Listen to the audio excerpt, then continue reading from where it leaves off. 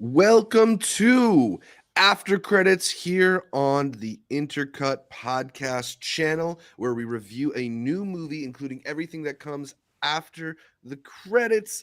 Although we're going spoiler free here on this edition for Avatar 2 The Way of Water. I'm your co host, Zachary Shevich, and joining me, he will learn your ways. It's Arturo Zurita.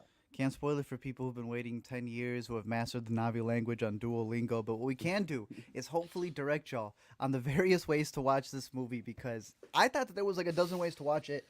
Zach saw it before I did last week. I'm fresh out of the movie from last night, and he lets me know that there's something new. We're so used to, either the screen being too big, things popping out at you, your chairs move now. But he's like, no, there's something new that they did with the screen, so we're going to be breaking all of that down. No spoiler warning, but overall, Zach, 10 years returning back to Pandora. How'd you feel? I mean, it's more than 10. It's 13 long years away. But James Cameron has brought audiences through the Hallelujah Mountains, around the Mother Tree, and back to the world of Pandora. Avatar, The Way of Water, is a 3 hour and 10-minute Mm. epic that follows everyone's favorite film character. Art, say his name with me. I know you remember it. Jake Sully. Sully. Yes. Yeah, everyone remembers the name. Jake and Neytiri have formed a family with two teenage boys, a young girl, and a Benjamin Button Sigourney Weaver. After an old enemy resurfaces, Jake must protect his family, protect the Na'vi, and fight in a difficult war against the humans. Arturo. For 13 years, James Cameron has faced questions about whether or not Avatar needs a sequel, let alone several, and whether or not audiences are even hungry for more adventures on Pandora. But now that Avatar 2 is here, are you happy to get to spend more time exploring this world? Sure. I hope that everybody else gets to experience it in the best possible way because really what we're doing here is a benchmark for new technology. If you're a fan of the Avatar universe, story wise, I think you'll be pleasantly surprised because the family has expanded, right? This is Mm-hmm. a movie that's not setting up to follow up 13 years later.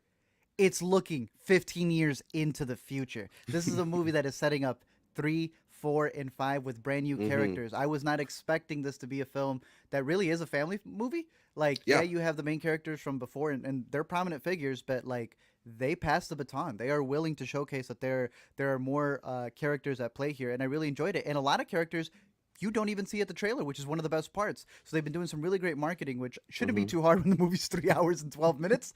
You could cut up a relatively easy 3 minute trailer there, but there's a lot to explore in the world. I know to many of the joke is that this is just a major ad for what ends up becoming the parks. And yeah, there are sequences in the middle of this movie where it feels like they're just showcasing to you. You remember the air?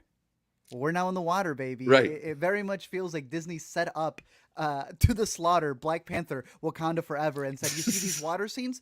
They pulled the duff, man. They're like, you see this right here? We need this to stand next to this just to showcase how much better."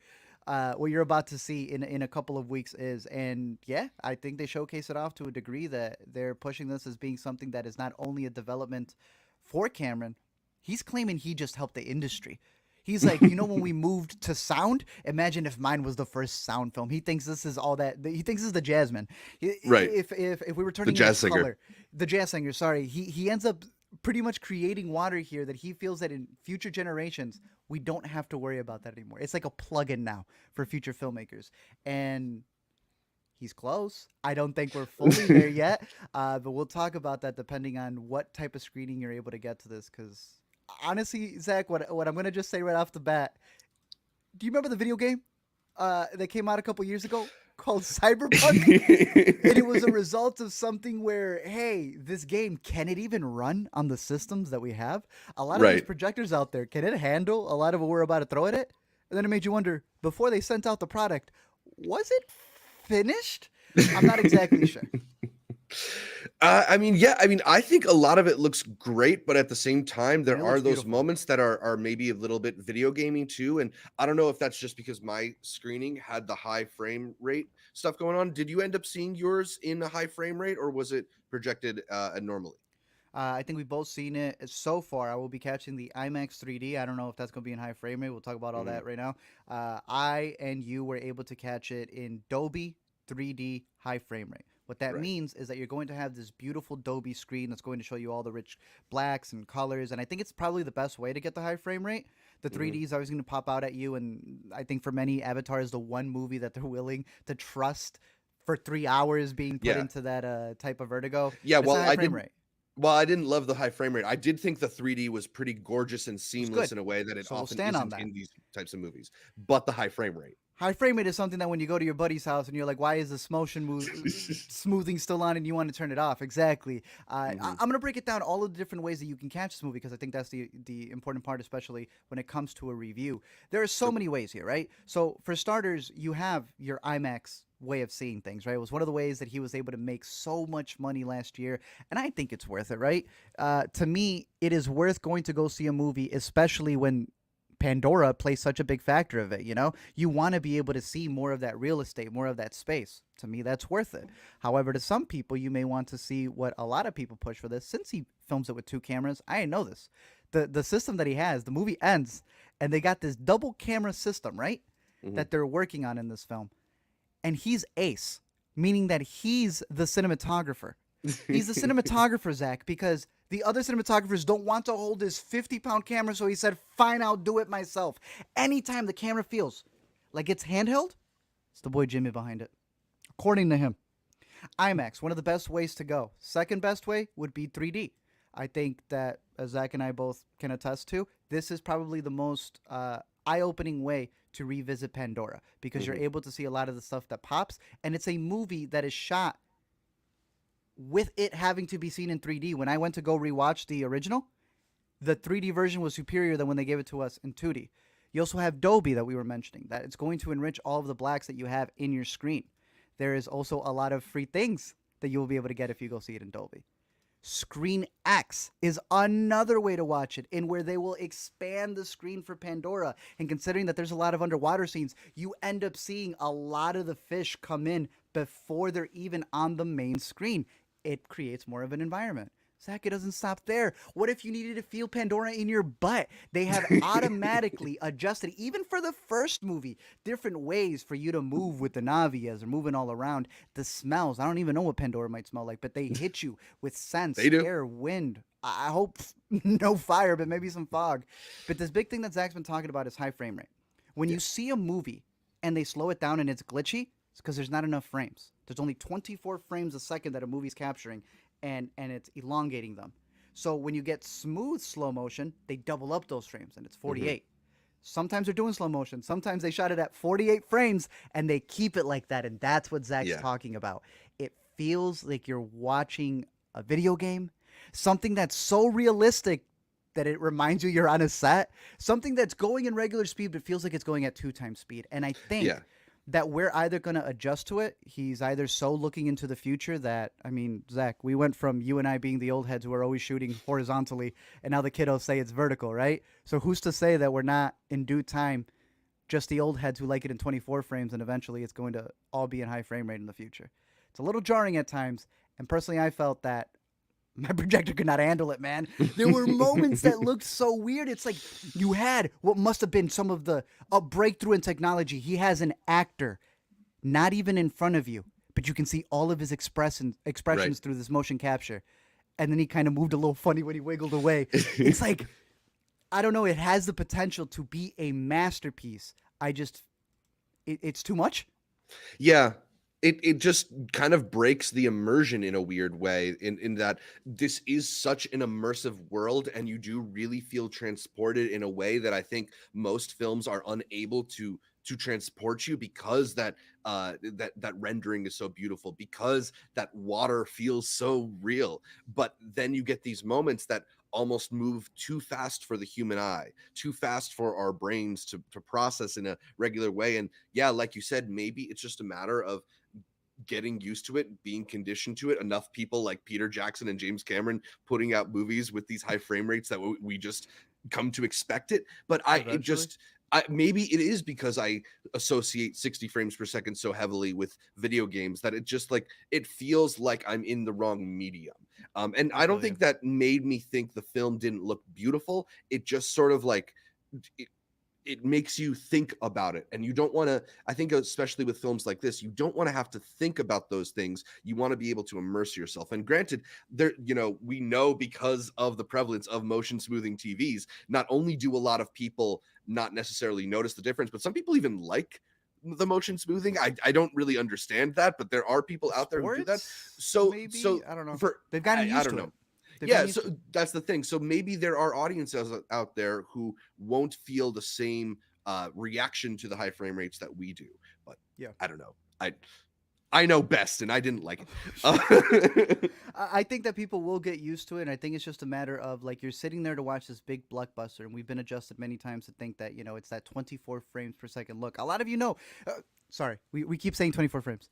The cinematic look. I think everybody knows it as that way. It looks like a movie, right? Right. This looks like you're watching the Best Buy like tech demo to really show off the TV. That's what it looks like sometimes. And sometimes some of you may be in a theater where the TV can't keep up with it, and that is my biggest worry. Yeah. Well, talking a little bit more about the story, I felt like this was a film you could kind of neatly divide into 3 parts, given it's a little bit more than 3-hour time. There's that first hour, which is kind of the reintroduction to the world and a showcase of some of the new characters. And that part, at least for me, I felt like dragged a little bit. I felt like it was a bit of a retread of what we got in the first film. But then there is that second hour, which is learning the way of the water. And a part of what was really special about the first movie is when you are introduced to all the customs of the Na'vi.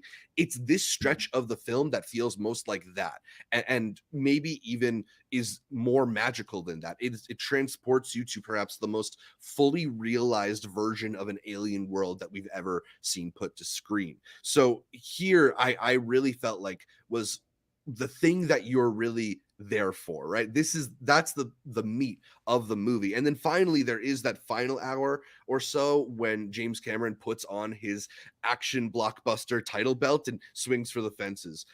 So I don't know if you like agree with that sort of breakdown of how the film worked, or at least which sections were better than other sections, but I think it really is a film that improved as you got more into what was going on there.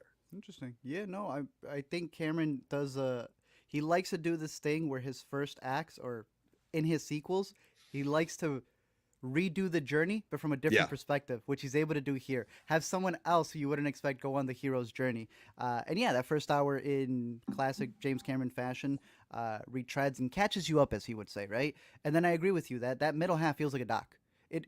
He has shot so many documentaries in his life, specifically with water, and that's the one big thing, from The Abyss to Titanic to a lot of the films that he's made. He has always said that he knows in the film industry water is the most difficult thing to work with, so he's always gravitated towards that. And to him, being able to take Pandora underwater, I don't know, I thought it was really cool. I think it's able to expand the world. It's able to give you a lot of more different fluid motions, because when you think about it, a lot of the times we were on the Banshees, right? That was a lot of the POV shots that you're able to get from the first movie. It's what a lot of the park is built off as well. But here you're getting like an extension to it. Feels like, dang, you could expand this to be a whole underwater land. There's a whole different way of communicating underneath there as well, because it's almost like a sign language that they have there, because of the location that you're in. The colors looked fantastic, and there are specific shots when they go dark or twilight, or they're like in the depths of the sea.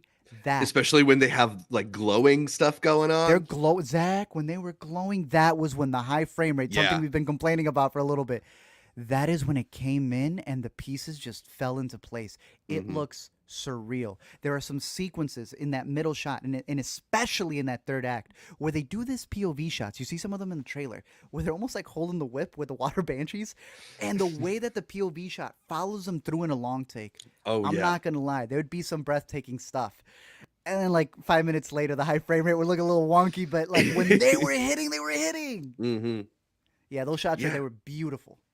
Yeah, there are just so many images that are so beautiful and feel so lifelike. Like, you have to kind of constantly remind yourself that they are creating everything that's on screen. Like, That's the maybe point. there are some like props and stuff going on, but they still but have to contextualize it into this world. we were talking about how like they're holding the props, and there's been that argument on that one scene where it's like no one knows if the water is real or if his hand is obviously his hand's not real because it's blue. But like they thought, oh, at least the saddle's real. And they don't realize that they're making these saddles, these spears, Mhm. all of these props, only to then CGI them again when it Yeah, comes to the movie in order to make them wet and to fit the environments. But I need you to talk to me here. That's Kate Winslet. that's Kate Winslet. I had no idea until the movie ended. I had no idea till I was home. Yeah. How is that Kate Winslet? Did you see that she held her breath underwater for over For 7 minutes? minutes and beat Tom Cruise's record. Yes, I did. Shout out her. Look, Ugh. a big thing that he was pushing with this film, and I know was his big thing for the first Avatar. It's his major line. I want. I don't know. I don't think he says motion capture. I think he says performance capture specifically. He's Mhm. trying to break that barrier. He saw how we've all been fighting for that category of motion capture, right? For our Right. boy, the one and only who's been doing it for so long. But we've been saying, well, it'll only be him who gets the awards for Schmiegel and Andy Caesar, Serkis, yeah. everything that he's done. I'm telling you, he thinks he's making the Wizard of Oz here and is breaking the doors open. He is saying from here on forward, look at this. We can have Kate Winslet do a whole performance and dissolve into another character. I don't know, Zach. I think there's some ethics in here. There's some bad guys in this movie who do become avatars. And the lines that they say did feel a little weird because you're like, they're jumping into bodies in a very weird way. But that's technically the whole technology of Avatar. Be able to jump into a body and play another character Right. that you can become even though you don't look like.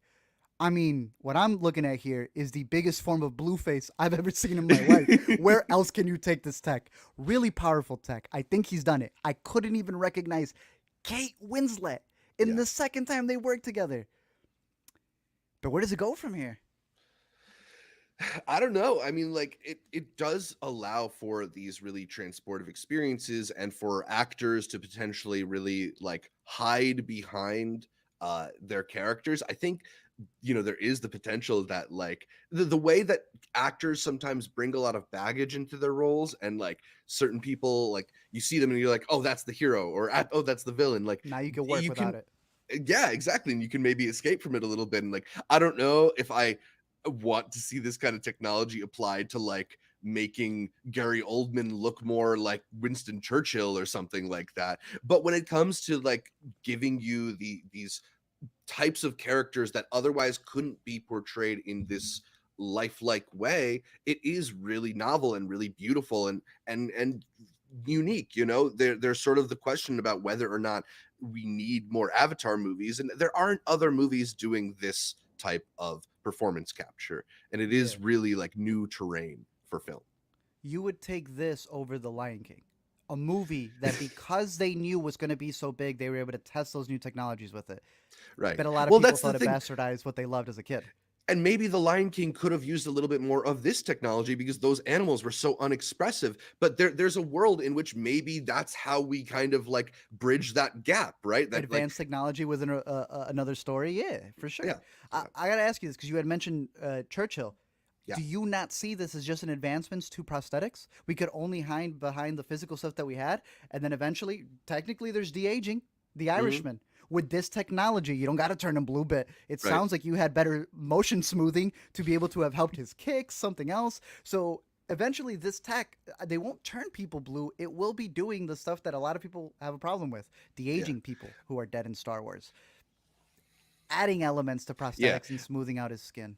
And maybe that's where I wonder whether or not this technology would feel the same way if it was applied to humans, right? Because Mhm. there is still just the constant knowledge that even though this stuff looks so lifelike, it is fake. It is Yeah. a creation. When you do then try to like instead of putting the prosthetics on Brendan Fraser for the whale, throw him into Weta technology. I don't know if that's going to have the same effect, but I'm sure people will try it. And there's always also been those arguments out there that because a lot of CGI artists are non-union, that studios are preferring to use CGI over prosthetics, which have union support. So Yep. I don't know. It's definitely it'll be an interesting thing to watch as the industry continues to evolve and as the mid-tier movies get squeezed and we have more big films to Yeah. try and capture this type of Avatar type hype. Can But you I imagine I guess Zach to having circle to act in the nude? Have you just said ping pong balls and skin. right? No, I meant like you not doing a CGI role and you actually have to act in your own skin. It becomes such a Oh, crazy okay. thing for an actor to not Yeah, have to act in an avatar type thing for whatever it is, right? Eventually, your superheroes won't even have to work out; they'll just right. be in the motion capture suits, and now you'll Hmm. have your Thor, whatever it is. But Yeah. hey, hopefully, as long as they open up the categories, we can finally honor motion capture people through regular actors who are now just doing motion capture. Then I guess that's how the doors open. So we are obviously in awe of the film visually, and that to me is alone more than worth the trip to the theater. I had some issues with the story beats. I felt that it was a little bit clunky. I kind of felt this way about the first one too, but there's like a few times when certain characters show up at very convenient moments, and a couple other times where characters are mysteriously hard to find despite like seeming to be in the They were just there. vicinity. Yeah. Yeah. Did you feel like some of the did some of those forced plot machinations bother you? Yeah, the way of water goes with you, and you don't lose it until you have to, because the story needs to get to where it needs to be. Yeah, obviously it's an old James Cameron fashion that he's doing that, especially because I felt it feels like he is he is redoing a lot of his classics. This has Mm, been a year where a lot of directors have gone back and made these love letters to different movies, to their own movies, or have reflected back on cinema in various ways. Some people have just literally called it a love letter. Some people have made movies on Hollywood. Some people have made films, I think like this one, where you can rewatch all of his filmography. You don't have to, but you'll notice little things from Terminator, mhm, Aliens, obviously the mhm. first Avatar. I think he does a lot of little callbacks to a lot of big moments in movies, not just of his, but I think of massive classics. I saw a lot of Spielberg, Kubrick in there, and it feels like he's advancing it to the next level because I think he too believes that he is that next step. We were talking about a recent movie, Babylon, that feels like what if this is the end of like film movies Mm. and it is kind of looking back at the history at that point. Then this is the movie on the other side of that point.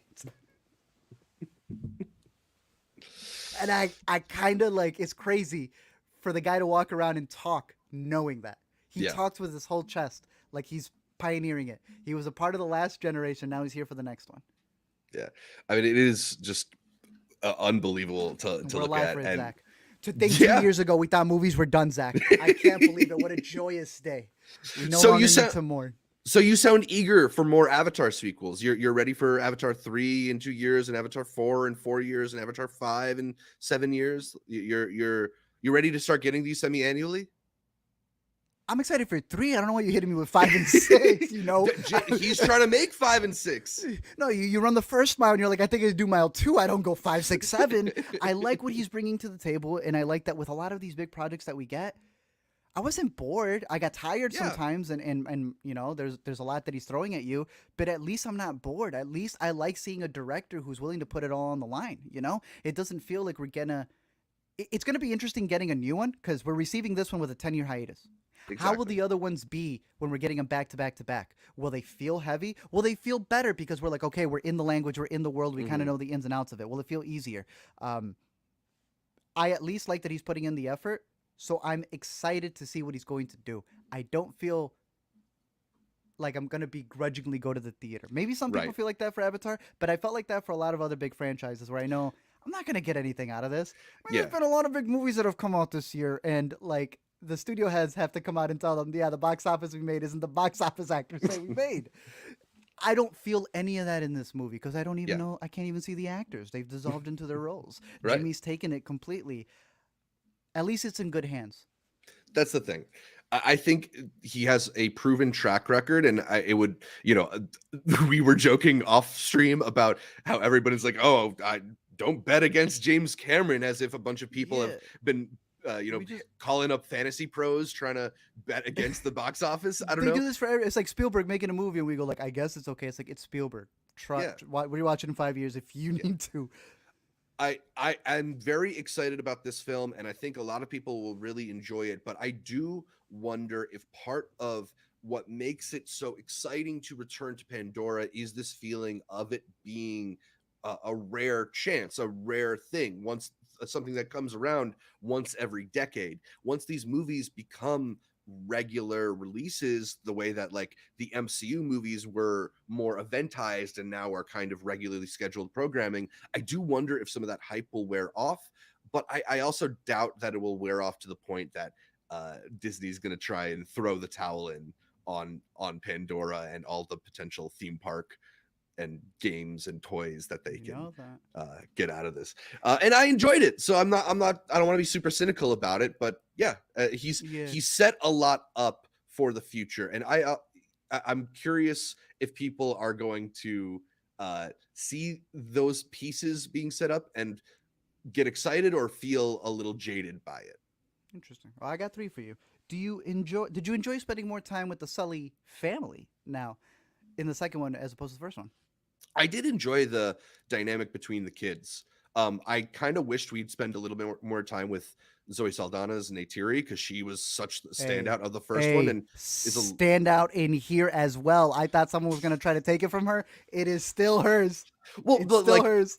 Yes, but like in a smaller role, she still stands out. But because she's sharing the screen with more people. Yes, but in the smaller role, 3 hours and 13 minutes, it almost it sets off. It balances out. And the emotions she had to give for this one were kind of like a little bit more amped up. But you still get that yell from her, the thing that people know from the first. It's the voice what I loved breaking, about it. Yeah, what I loved about it. It's a growling society. I just love that. Throughout the whole movie, they have no problem growling at each other. It's a completely normal way to communicate. Yeah. But besides enjoying the Sully family more, you sound like you're a little bit more excited to see where they may take it. And you were talking about how it doesn't fully feel like they're setting up the pieces. Do you feel a 2 for here?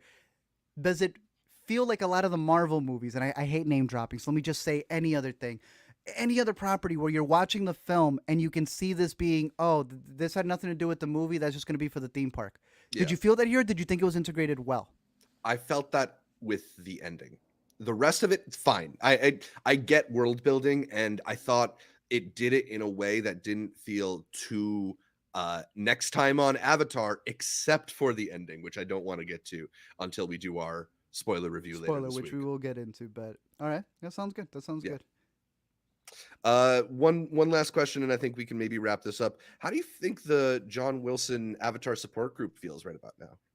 This must be the greatest day of their lives. This whole week, they are going to be, what were all the categories that I said? They're going to be watching it in IMAX. They're going to be watching it in 3D. They're going to be watching it in Dolby. They're going to watch it 3 times in Screen X just to focus on every screen. I'm excited for them. I'm pumped for them. I'm so happy to let them experience Pandora once more.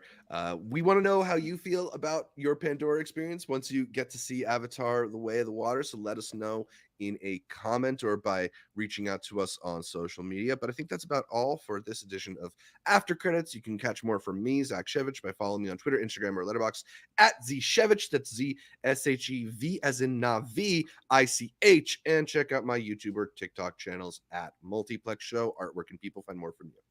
You can find me over at LME Explain on YouTube, on Twitter, on Letterboxd.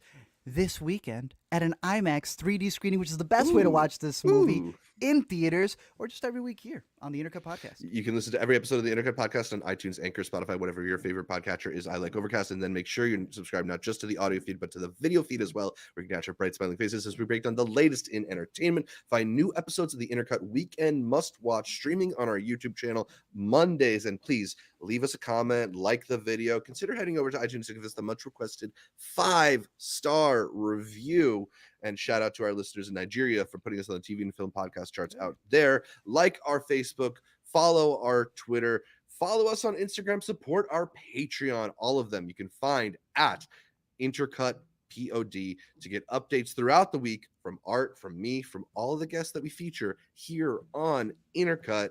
Thanks again for tuning in, and until next time, this family is our fortress.